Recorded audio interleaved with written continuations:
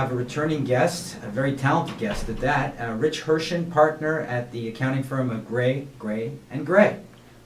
Good to be here, Jeff. Thank you. Nice to have you back, Rich. Rich, there's so much going on in the world of business today. You were talking to me about it offline. Do you want to talk a little bit about some of the things you're seeing?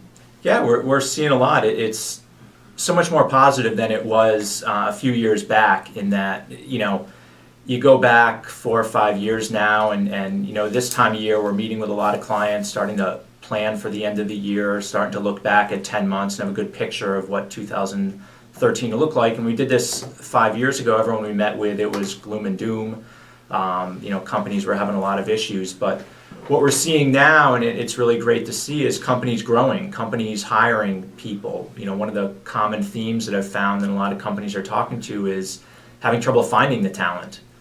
Where not too far back it was how do we get rid of all this talent and do it in a good way. So that's exciting to see that we're hearing that. So it's definitely a lot more optimistic out there.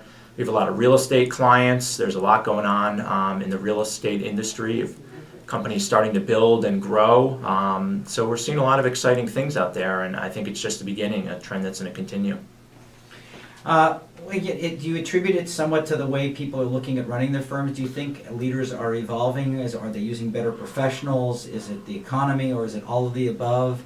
What are some of the factors that you see every day that we can manage?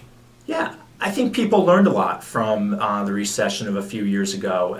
I think they learned how to run their companies a little leaner. I think people started re-engineering things a bit and looking at how they were doing things.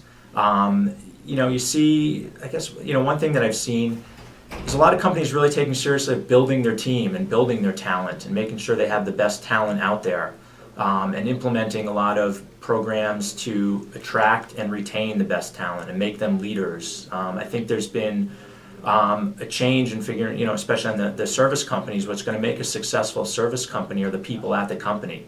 And so I think there's been an effort in a lot of these companies to really work with the talent they have to make them better. And